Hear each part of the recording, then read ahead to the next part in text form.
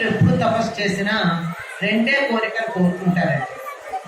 ఒకటి మరణం లేకుండా వరం, ఇంకొకటి వరం అడిగినా అడగకపోయినా బలం తెచ్చుకుని ఈ వరంతో ఏం చేస్తారంటే దేవతలని సంహరించి ఇంద్ర పదవి కావాలనుకుంటారు.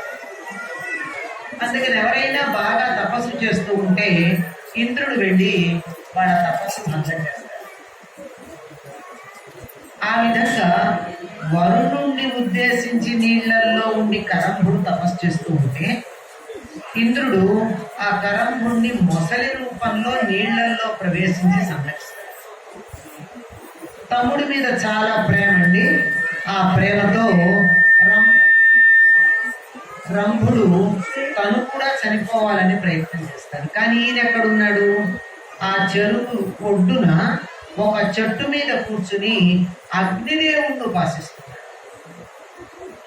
ఆ అగ్ని వచ్చి, ఎందుకు చచ్చిపోతావురా పిచ్చివాడా, బ్రహ్మగారికి గురించి నువ్వు తపస్సు చెయ్యి, కావలసిన వరాలు తీసుకో, అనవసరంగా చచ్చిపోవడం అన్నది సరైనటువంటి పద్ధతి కాదు అని చెప్పాడు. సరేనని అప్పుడు ఆ రంభుడు బ్రహ్మగారి గురించి తపస్సు చేసి, మరి ఏం కోరుకున్నాడండి పిచ్చోడు బ్రహ్మ ప్రత్యక్షమైతే, నాకు గొప్ప బలం కలిగిన కుమారుడు కావాలి, ఆ కుమారుడిని కనడానికి నాకు ఒక భార్య కావాలి. సరే దాన్నే ఉండి అలా పెడితే కనబడినటువంటి మొదటి స్త్రీ పట్ల నీకు ప్రేమ కలుగుతుంది, ఆవిడ కూడా నిన్ను ఇష్టపడుతుంది, వెళ్ళమంటాడు. ఈయన ఇలా తపస్సు చాలించి అలా వెళ్ళంగానే ఈయనకి ఎవరు కనపడ్డారు? ఒక మహిషం కనపడింది. గేదె, బర్రె అంటారు. ఆ బర్రె కనపడితే అది చాలా అందంగా ఉందిట, వీడికి అది నచ్చింది. దానికి కూడా వీడు చాలా నచ్చాడు. ఇద్దరు చక్కగా పెళ్లి చేసుకున్నారు, హాయిగా కాపురం చేశారు. ఎంత బాగా భార్యను చూసుకున్నాడంటే, వాడు ఇష్టపడి చేసుకున్నాడు కదా, దాన్ని చాలా అపూర్వంగా చూసుకునేవాట. అలా ఉంటే అది గర్భవతి అయింది. అసలు కోరికే బాగా బలిష్ఠుడైన కొడుకు కావాలని కదా, అందరినీ గెలిచిన వాడు, ఎవరి చేతుల్లోనూ ఓడిపోకుండా అందరి మీద పర్తనం చేస్తూ ఇట్లా చాలా చాలా చాలా కండిషన్స్. సరే అది గర్భవతి అయితే మరింత ముద్దుగా చూసుకున్నట్ట. అందరూ అర్థం చేసుకోవాలండి, భార్య గర్భవతిగా ఉంటే ఎట్లా చూసుకోవాలో పాపం రంభుని చూసి తెలుసుకోవాలి. దానికి కూడా ఆవిడ అతనంటే చాలా ప్రేమ. అలా దానికి ఇష్టమైనవన్నీ ఇచ్చేవాట, అందమైన ప్రదేశాలకు తిప్పేవాట, దాని నోట్లోంచి మాట రాకుండానే దాని కోరికలన్నీ తీర్చేవాట, మహాముద్దుగా చూసుకున్నట్ట. అట్లా చూసుకుంటున్నప్పుడు ఒక అందమైన ప్రదేశంలో విహారం చేస్తూ ఉంటే అక్కడ ఉన్నటువంటి కొన్ని మహిషాలు, అంటే దున్నపోతు, గేదె ఆడది కదా దున్నపోతు, ఆ దున్నపోతులు దీన్ని చూసి ఇష్టపడ్డాయి. ఇది మరి అంత అందగతో, మరి దీన్ని చూసి ఇష్టపడి దాని దగ్గరికి వస్తే వీడు తన భార్య మీదకి వస్తామని వాళ్ళతో యుద్ధానికి వెళ్ళాడు. అన్నీ కలిసి వాటి కొమ్ములతో వీడిని చీల్చిపెట్టి చచ్చిపోయాడు.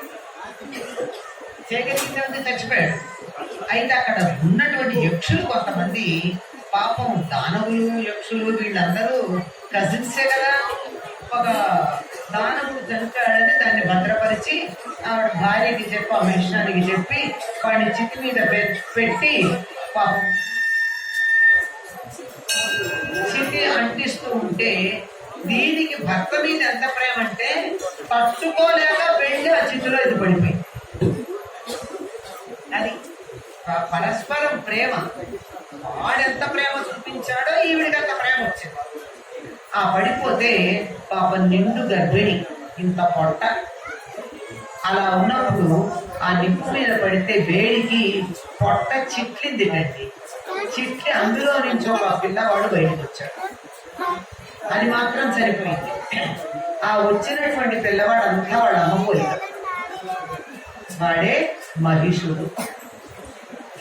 ఈ చనిపోయినటువంటి ఈ రంభుడు నాడే, వీడికి కాలం చెల్లి చనిపోలేదు కదా, మధ్యలో చనిపోయాడు కదా. వాడి ఆత్మ కొడుకు చెప్తుంది, నువ్వు బ్రహ్మ గురించి తపస్సు చేసి మరణం లేకుండా వరమడిగి ఇంద్రలోకం మీద దర్శనం చేయి. వీళ్ళకి ఎప్పుడు అదే కోరిక అండి. నిజానికి స్వర్గం ఎంత బాగుంటుందో పాతాళం కూడా అంతే బాగుంటుంది. దేవతలు దానవులు కూడా సవతి అన్నదమ్ములు. కశ్యపుడు ఇద్దరికి ఆ పిల్లలకి, ఆ భార్య పిల్లలకి ఈ భార్య పిల్లలకి కూడా అందమైనటువంటి లోకాలు సృష్టించి ఇచ్చాడు.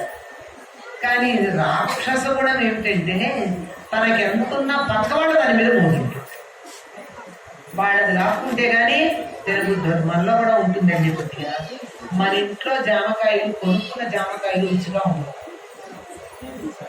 పక్కింటి వాళ్ళ జామకాయకున్న రుచి కొన్న జామకాయకు ఉండదండి. పిల్లలు అనగని చెప్తారు. మనం కూడా చిన్నప్పుడు అదే చేస్తాం, అంతే కదా. ఆ పక్కింటి జామకాయ రుచి ఉంటుంది.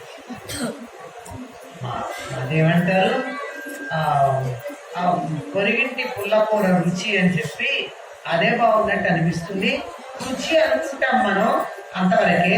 రాక్షసులైతే వాళ్ళు తినకుండా వాళ్ళ నోరు కొట్టి తెచ్చుకుంటే వాడు రాక్షసుడు. కనుక కొడుకుకి సలహా చెప్పి, నేను మళ్ళీ పుట్టి నీకు సహాయం చేస్తాను రోయ్ అన్నాడు. అయితే వీడు పుట్టంగానే తండ్రి ఉపదేశం చేశాడు కదా, గొప్పగా తపస్సు చేశాడు. బ్రహ్మగారు కనపడ్డారు. ఎందుకంటే ఎవరు తపస్సు చేశారని లేదు, ఎవరు తపస్సు చేసినా కనపడాలి అయినంతే. ఈ స్విచ్ మనవాడు వేశారా పరాయి వాడు వేశారా అని ఉండదు, ఎవరు వేసినా లైట్ వెళ్తుంది అంతే. తపస్సు చేస్తే ఎవరికన్నా ప్రత్యక్షం కావాల్సింది. ప్రత్యక్షం అయితే ఈయనేమడిగాడు వరం కోరుకోమంటే, నాకు మరణం లేకుండా వరం ఇవ్వమన్నాడు. ఇవ్వగలరండి? అసలు మరణం లేకుండా వరం ఇస్తే ఏమవుతుంది? అది ప్రకృతికి విరుద్ధం కదా. కొత్త వస్తువులు వస్తే ఒక సోఫానే పాతది బయట పారేస్తారు. మరి కొత్త మనుషులు కావాలి అంటే ఈ పాత వాళ్లే ఉంటే కొత్త వాళ్ళకి చోటేదండి.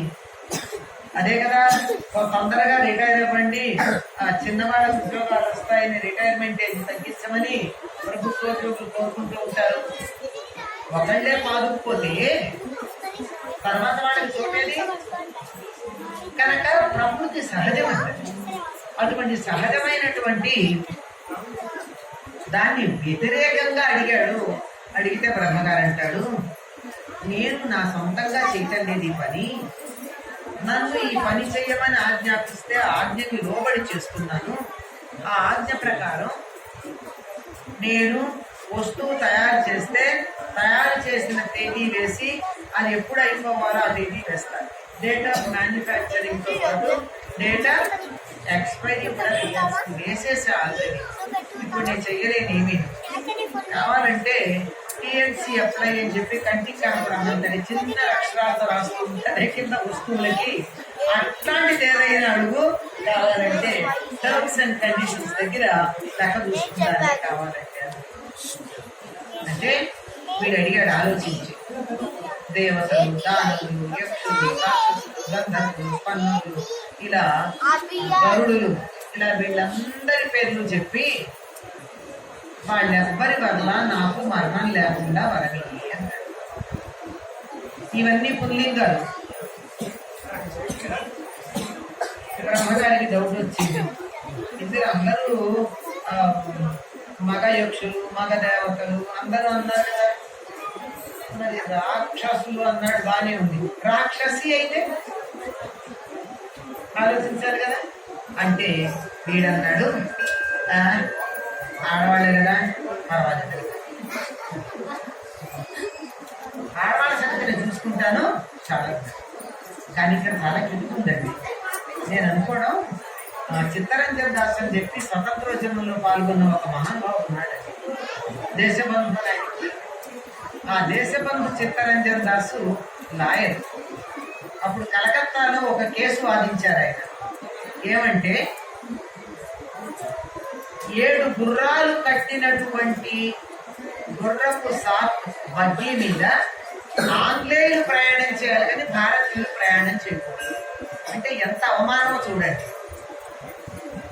పాపం ఒక రాజా గారికి తెలియక 7 గుర్రాల సవారి మీద